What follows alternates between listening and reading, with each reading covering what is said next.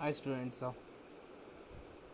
So today class I am starting the class with one doubt. So what is the doubt means? Is it possible to find height of the building without using measuring instrument? So once again I am repeating. Is it possible to find the height of the building without using measuring instrument? Is it possible? So ನೀವು ಒಂದು building ಭಾಳ simple ಹೇಳ್ತೀನಿ. ನೀವು ಒಂದು building ಮುಂದೆ ನಿಂತಿದ್ದೀರಾ ಅಂದ್ಕೊಳ್ಳಿ. So this is a building. By seeing the building, is it possible to find the height of the building? ನೀವು ಅಲ್ಲೇ ನಿಂತಿದ್ದೀರಾ, ಸೊ ಇಲ್ಲಿ ಒಂದು ಕ್ಲೌಡ್ ಪಾಸ್ ಆಗ್ತಾ ಇದೆ. Is it possible to find the height of that cloud? ನೀವು ನಿಂತಿರೋ ಜಾಗದಿಂದ ಅಲ್ಲಿಗೆ is it possible to find the height of the cloud? So ಈ ಥರ ನನಗೆ ತುಂಬ ಡೌಟ್ಸ್ ಇದೆ. So is it possible to find the height of the tower? So for all these example, for ಇವೆಲ್ಲ ಡೌಟ್ಗೂ ಕೂಡ ನನಗೆ ಒಂದೇ ಒಂದು ಇರೋದು ಏನಂತಂದರೆ, ಇಲ್ಲಿ ನೀವು ಮೆಜರಿಂಗ್ ಇನ್ಸ್ಟ್ರೂಮೆಂಟ್ನ ಯೂಸ್ ಮಾಡಬಾರ್ದು. ಮೆಜರಿಂಗ್ ಇನ್ಸ್ಟ್ರೂಮೆಂಟ್ನ ಯೂಸ್ ಮಾಡ್ದಂಗೆ ನೀವು ಹೈಟ್ನ ಫೋನ್ ಮಾಡ್ಬೋದಾ? ಇಲ್ಲಿ ಕ್ಲೌಡ್ ಇದೆ, ಈ ಕ್ಲೌಡ್ದು ಡಿಸ್ಟೆನ್ಸ್ ನೀವು ಫೈಂಡ್ ಔಟ್ ಮಾಡ್ಬೋದಾ? Is it possible? Is it clear? So ನಿಮಗೆ ನಿಮ್ಮ ಆನ್ಸರ್ ಇಲ್ಲ ಎಸ್ ಇಲ್ಲ ನೋ ಅಂತ ಇರುತ್ತೆ. ಐದರ್ ಎಸ್ ಆರ್ ನೋ. ನೀವೊಂದು ಬಿಲ್ಡಿಂಗ್ ಮುಂದೆ ನಿಂತಿದ್ದೀರಾ.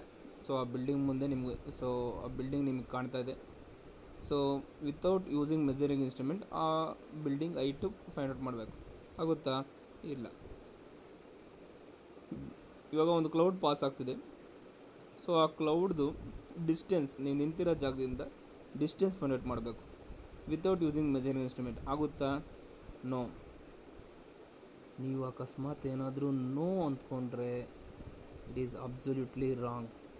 ನೀವು ನೋ ಅಂತ ಅಂದ್ಕೊಳಂಗಿಲ್ಲ. ಬಿಕಾಸ್ ಸೊ ನಮಗೆ ಗೊತ್ತು.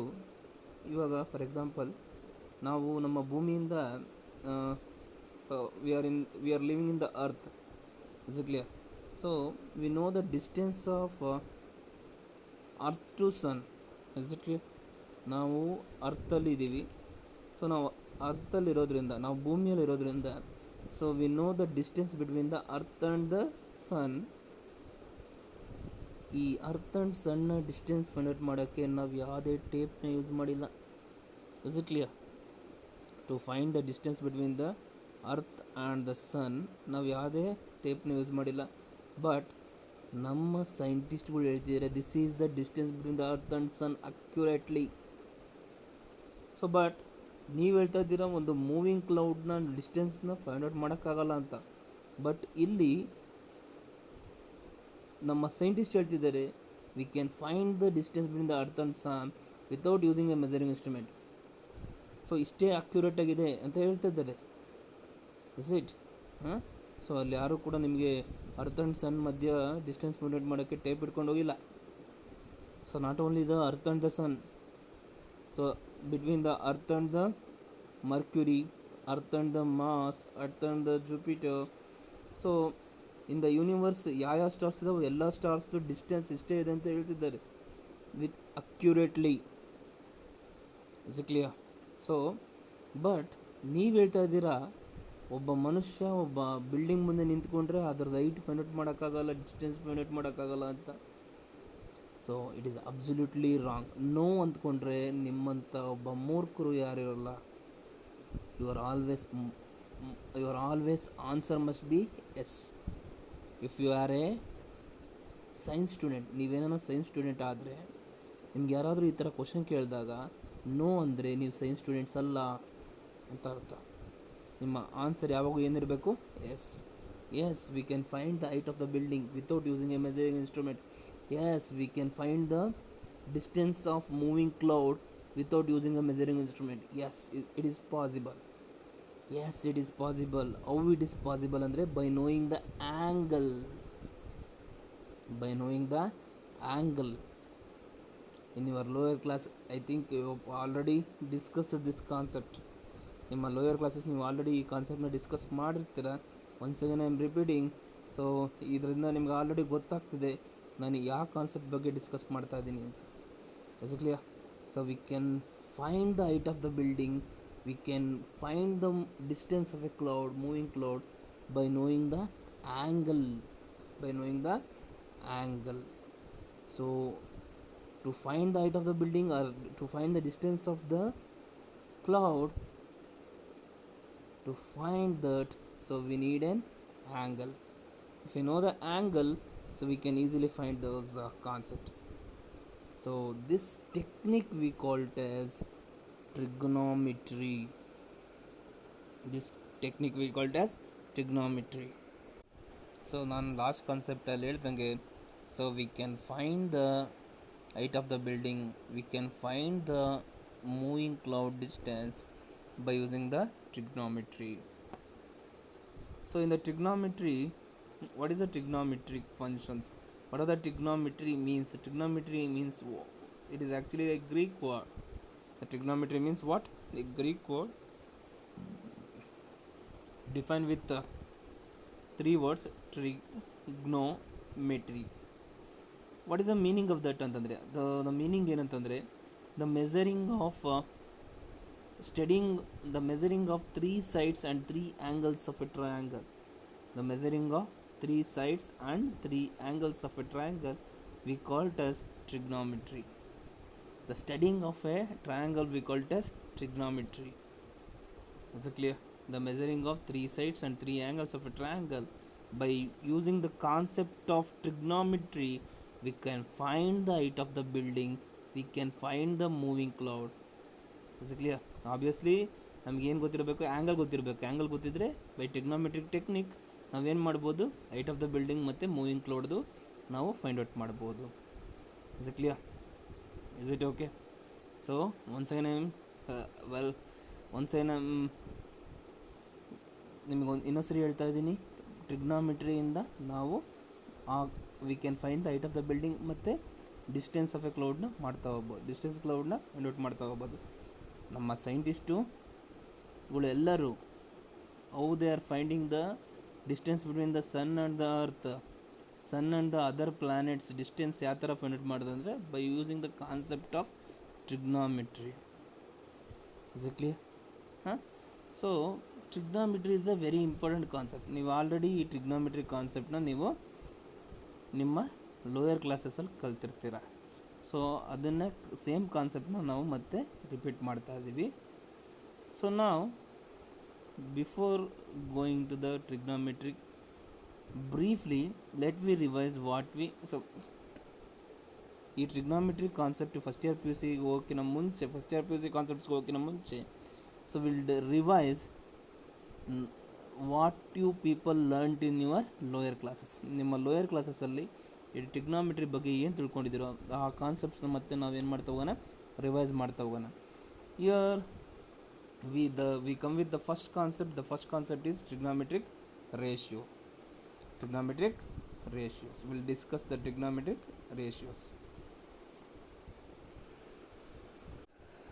Students, now we'll discuss about the trigonometric ratio. So ಇನ್ನು ನಾವು ಲಾಸ್ಟ್ ಕ್ಲಾಸಲ್ಲಿ ಆಲ್ರೆಡಿ ಡಿಸ್ಕಸ್ ಮಾಡ್ದಂಗೆ ಆ್ಯಂಗಲ್ ಬಗ್ಗೆ ಡಿಸ್ಕಸ್ ಮಾಡಿದ್ವಿ. ಆ್ಯಂಗಲ್ ಆದಮೇಲೆ ರಿಲೇಷನ್ಶಿಪ್ ಬಿಟ್ವೀನ್ ದ ಆ್ಯಂಗಲಲ್ಲಿ to measure an angle we have a degree and radians. So ಅದಾದಮೇಲೆ we are discussed about the relationship between the degree and radians. ಅದಾದಮೇಲೆ we are converted the degree to radians and we are converted the radians to degree. So ಈ today class we are discussing about the trigonometry. So to discuss in the trigonometry, first the concept we are discussing trigonometric ratios. So we already know the angle. So this is an angle. So this is an angle x. We call it as angle x. Is it clear? So ನಿಮಗೆ already ಹೇಳ್ದಂಗೆ ನಾವು trigonometry ಅಂದರೆ ಏನು? Trigonometry ಅಂದರೆ the study of triangle ಅಂತ. So here V have A triangle. The study of the triangle means the measuring of three sides and three angles of triangle we call it as trigonometry. So ಇಲ್ಲಿ ನಮಗೆ angle form ಆಗಿದೆ. ಈ ಆ್ಯಂಗಲ್ಗೆ ನಾನು X ಅಂತ ಕೊಟ್ಟಿದ್ದೀನಿ. So ಇದು this is we called as right angle triangle. ಇದೇನಿದೆ right angle triangle. So obviously the right angle ಟ್ರಯಾಂಗಲ್ದು ಈ ಆ್ಯಂಗಲ್ ಏನಿರುತ್ತೆ 90 ಡಿಗ್ರಿ ಇರುತ್ತೆ. ಸೊ ಇಲ್ಲಿ we have another angle. So ಈ ಆ್ಯಂಗಲ್ನ ನಾವು let we consider this another angle as Y ಅಂತ ತೊಗೊಳೋಣ. Let we consider this another angle as Y. Is clear? So ನಾವು ಇವಾಗ ನಾವು ಆಬ್ವಿಯಸ್ಲಿ ನಾವು ಒಂದು ನಿಮ್ಮ ಮನೆಯಲ್ಲಿ, ಸೊ ನಿಮ್ಮ ಫಾರ್ ಎಕ್ಸಾಂಪಲ್ ಈ ಭೂಮಿ ಮೇಲೆ ಯಾವುದಾದ್ರೂ ಒಂದು ಜೀವಿ ಎಕ್ಸಿಸ್ಟ್ ಆಗಿದೆ ಅಂತಂದರೆ ಅದಕ್ಕೆ ಒಂದು ಹೆಸರು ಕೊಡ್ತೀವಿ. ಅದೇ ಥರನೇ ಇಲ್ಲಿ ಒಂದು ಆ್ಯಂಗಲ್ ಫಾರ್ಮ್ ಆಯಿತು. ಆ ಆ್ಯಂಗಲ್ಗೆ ಎಕ್ಸ್ ಅಂತ ಕೊಟ್ವಿ, ಈ ಆ್ಯಂಗಲ್ಗೆ ನಾವು ವೈ ಅಂತ ಕೊಟ್ವಿ. Obviously this is the right angle ಇರೋದ್ರಿಂದ ಇದು 90 ಡಿಗ್ರಿ ಅಂತ ಕೊಟ್ವಿ. ಸೊ ನಾನು ನಿಮ್ಗೆ ಹೇಳ್ದಂಗೆ, ಸೊ ಈ ಭೂಮಿ ಮೇಲೆ ಪ್ರತಿಯೊಂದಕ್ಕೂ ನಾವು ಹೆಸರಿಡ್ತಾ ಹೋಗ್ತೀವಲ್ವ. ಸೊ ಅದೇ ಥರನೇ ಈ ಆ್ಯಂಗಲ್ಗೆ ಆಪೋಸಿಟ್ ಇದೆಯಲ್ಲ, ಈ side, this is we called as opposite side. We are taking the reference of X angle. So ಈ ಆ್ಯಂಗಲ್ಗೆ ಆಪೋಸಿಟ್ ಇರೋದು ನಾವೇನಂತ ಹೇಳ್ತೀವಿ, opposite side. So this is we called as adjacent side ಅಂತ ಹೇಳ್ತೀವಿ. This we called as adjacent side. So this is we called as hypotenuse. ಸರಿನಾ? In the right angle triangle, this angle, the bigger side we called as hypotenuse. Is it clear? So ಇವಾಗ ನಿಮ್ಮ ಮನೆಯಲ್ಲಿ so ನಿಮ್ಮಮ್ಮ ಏನಾದರೂ ಸಕ್ಕರೆ ತೊಗೊಂಬರಕ್ಕೆ ಹೇಳ್ತಾರೆ ಅಂದ್ಕೊಳ್ಳಿ. So ಅವಾಗ ಅವ್ರು ಏನಂತ ಹೇಳ್ತಾರೆ, ಸೊ ಈ ಸಕ್ಕರೆನ ಎದುರುಗಡೆ ಮನೆ ಆಂಟಿಯಿಂದ ತೊಗೊಂಬ, ಪಕ್ಕದ ಮನೆ ಆಂಟಿಯಿಂದ ತೊಗೊಂಬ, ಇಲ್ಲಾಂದರೆ ನಿಮ್ಮ ಲೈನಲ್ಲಿ ಅದನ್ನು ದೊಡ್ಡ ಮನೆ ಇದ್ದರೆ ಆ ದೊಡ್ಡ ಮನೆಯಿಂದ ಸೊ ಆಂಟಿ ಹತ್ರ ಇಸ್ಕೊಂಬ ಅಂತ ಹೇಳ್ತಾರೆ ನಿಮ್ಮ ಮಮ್ಮಿ. ಕರೆಕ್ಟಾ?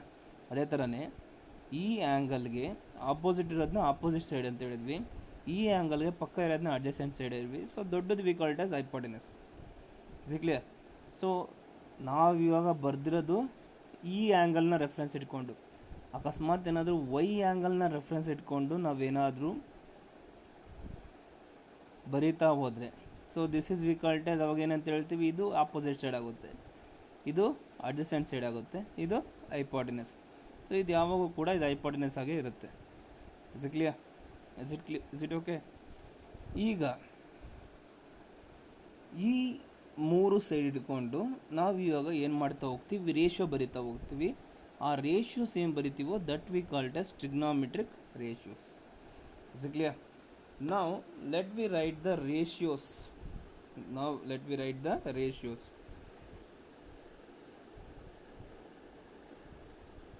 Opposite by hypotenuse.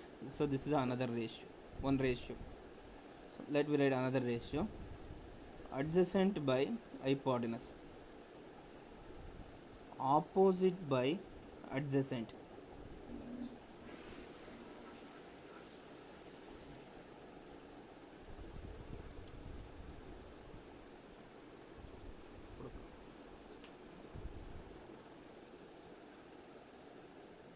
so we are going for another ratio.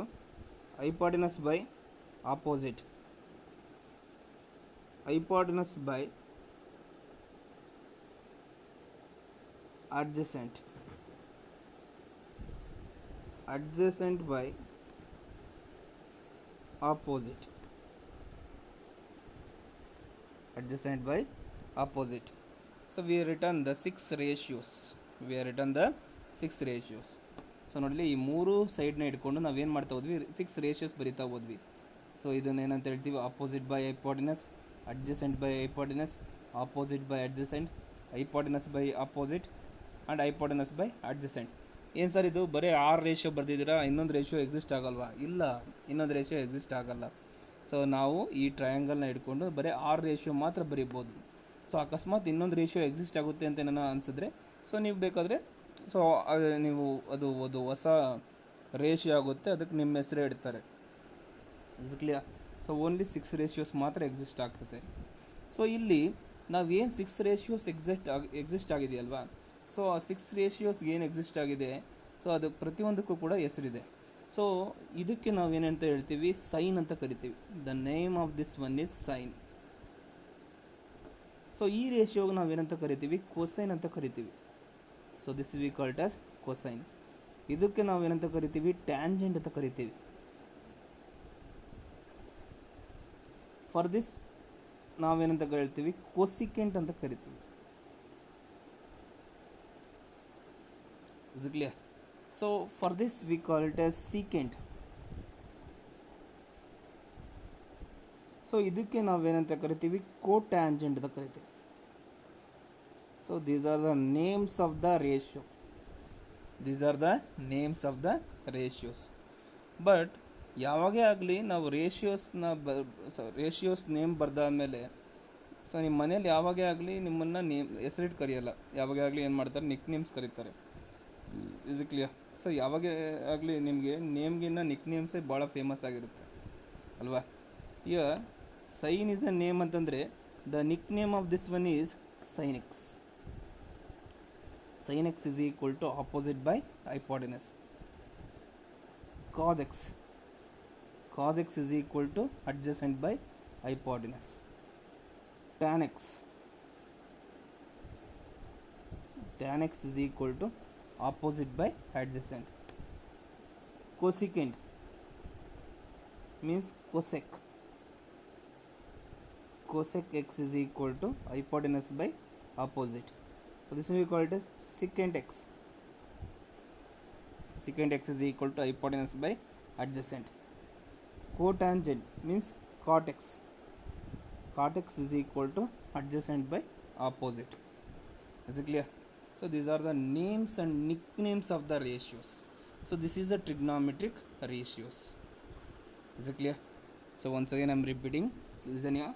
So trigonometry means studying of three sides and three angles of a triangle. So here we have a right angle triangle. So right angle means obviously one angle of a triangle is 90 degree. Here we call it as x, here we call it as y. When we take the reference of this x angle, for opposite to this we call it as opposite side. So beside this angle we call it as adjacent. The bigger side we call it as hypotenuse. Here by using these sides we are written the six ratios. So these are the six ratios by using the three sides. So we can't write the seventh ratio. Is it clear? So for this six ratios we have a name. So for this ratio we call it as sine, cosine, tangent, cosecant, cotangent and secant. Is it clear? Is it okay? So the sine we call it as sin x, cosine we call it as cos x, tangent means tan x, cosecant means cosec x, secant x means sec x, cotangent means cot x. So these are the names and nicknames of the trigonometric ratio. These are the trigonometric functions. So these are the trigonometric function. Is it clear? So these are the six ratios which is ruling the mathematics. Is it clear? So these are the six ratios which is ruling the mathematics. So these are the important ratios for your future mathematics. ನಿಮ್ಮ future decide ಆಗೋದು ಈ six ರೇಷಿಯೋಸಿಂದನೇ. ಈ six ratios ನೀವು ಚೆನ್ನಾಗಿ ಕಲ್ತಿದ್ದೀರಾ ಅಂತಂದರೆ ನಿಮಗೆ easy ಆಗ್ತಾ ಹೋಗುತ್ತೆ, ಇಲ್ಲಾಂದರೆ ತುಂಬ ಕಷ್ಟ ಆಗ್ತಾ ಹೋಗುತ್ತೆ. Is it clear? ಅರ್ಥ ಆಯ್ತಾ? Is it okay? ಸೊ ಈ ಟ್ರಯಾಂಗಲಿಂದ ನಾವು ಸಿಕ್ಸ್ ರೇಷಿಯೋಸ್ ಬರೆದ್ವಿ. ಸಿಕ್ಸ್ ರೇಷಿಯೋಸಿಂದ ಸಿಕ್ಸ್ ನೇಮ್ಸ್ ಇದೆ. ಸಿಕ್ಸ್ ನೇಮ್ಸ್ಗೆ ಸಿಕ್ಸ್ ನಿಕ್ ನೇಮ್ಸ್ ಇದೆ. ಆ ಸಿಕ್ಸ್ ರೇಷಿಯೋಸ್ ಏನು ಎಕ್ಸಿಸ್ಟ್ ಆಗಿದೆಯೋ ಆ ರೇಷಿಯೋನ ನಾವು ಏನಂತ ಹೇಳ್ತೀವಿ, ಟ್ರಿಗ್ನೋಮೆಟ್ರಿಕ್ ರೇಷಿಯೋಸ್ ಅಂತ ಹೇಳ್ತೀವಿ. So this is the trigonometric ratios. Is clear? So sin x means opposite by hypotenuse, cos x means adjacent by hypotenuse, tan x means opposite by adjacent, cosecant means hypotenuse by opposite. Is it clear? Is it okay? So these are the six ratios and six trigonometric function. So take a screenshot of this and copy to the notes.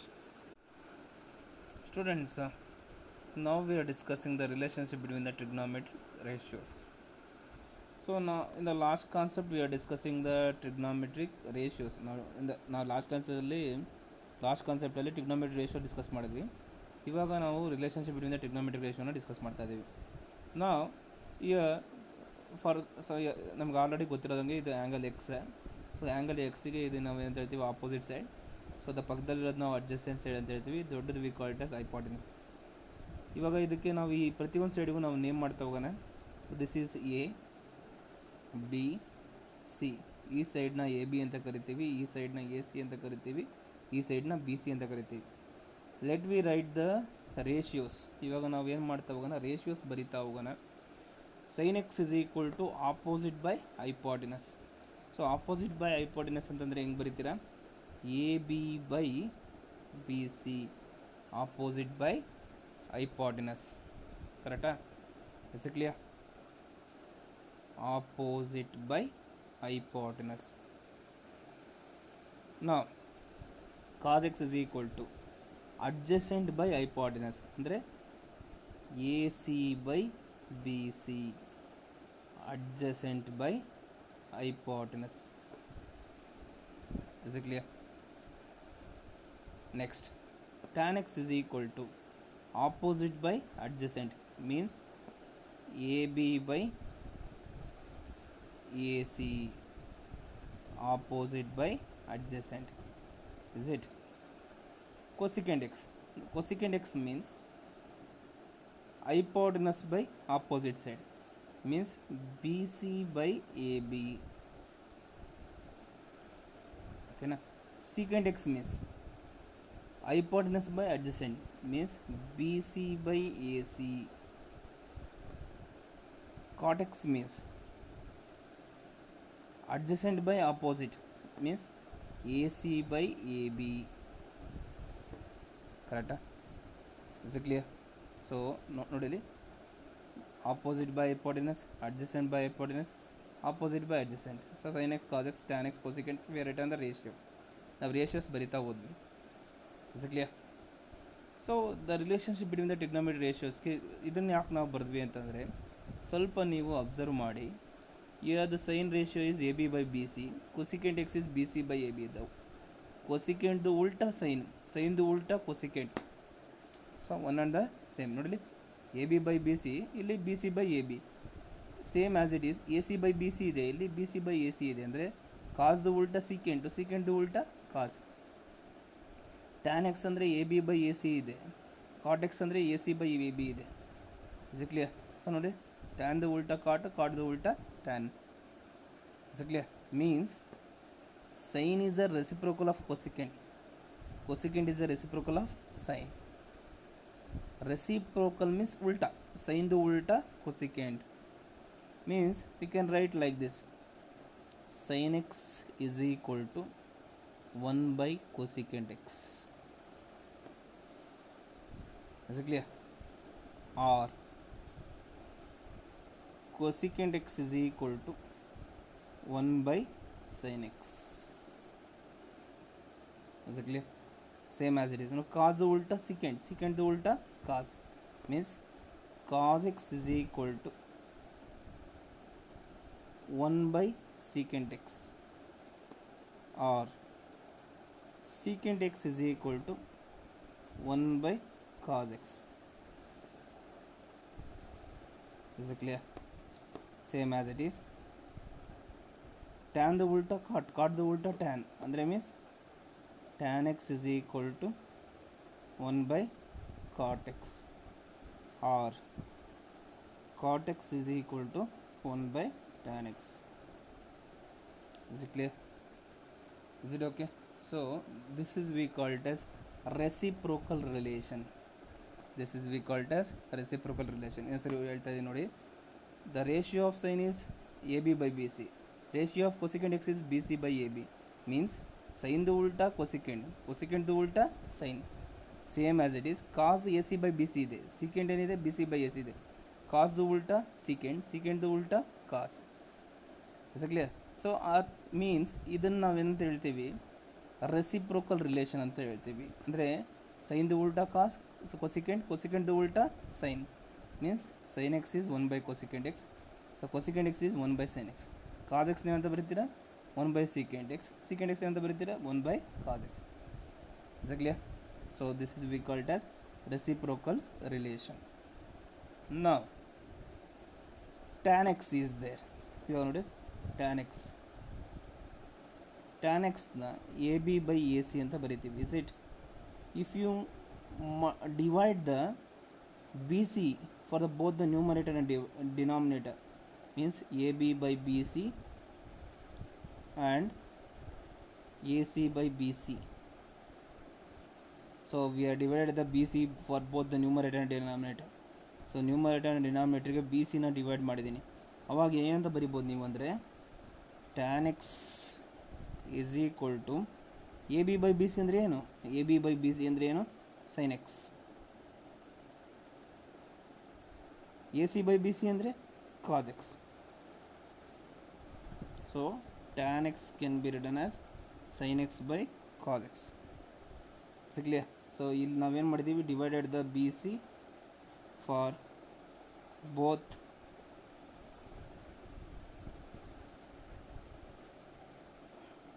Numerator and denominator.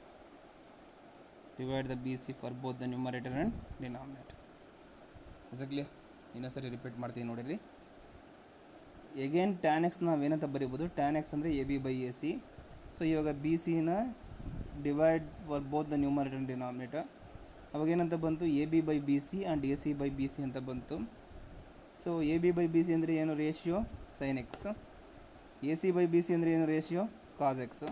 ಅಂದರೆ we can write the tan x in the form of sine X. Is it clear? So similarly cot x can be written as cos x by sin x. Cos x by sin x. Because so we already know that tan the ulta cot, cot the ulta tan means tan ಏನಿರುತ್ತೋ ಉಲ್ಟಾ ಕಾಟ್ ಇರುತ್ತೆ. Means tan x sin x by cos x ಇದ್ದರೆ cot x ಏನಿರುತ್ತೆ? cos x by sin x. Is it clear? So tan the ulta cot, cot the ulta tan. So this is a reciprocal relation. So this is a expressing the sin and cos in the form of tan. Expressing the sin and cos in the form of tan. Is it clear? Is it okay? So in this class we discussed the trigonometric ratio and the relationship between the trigonometric ratios. So revise all the concept what we done in the today class, and we'll meet in the next class.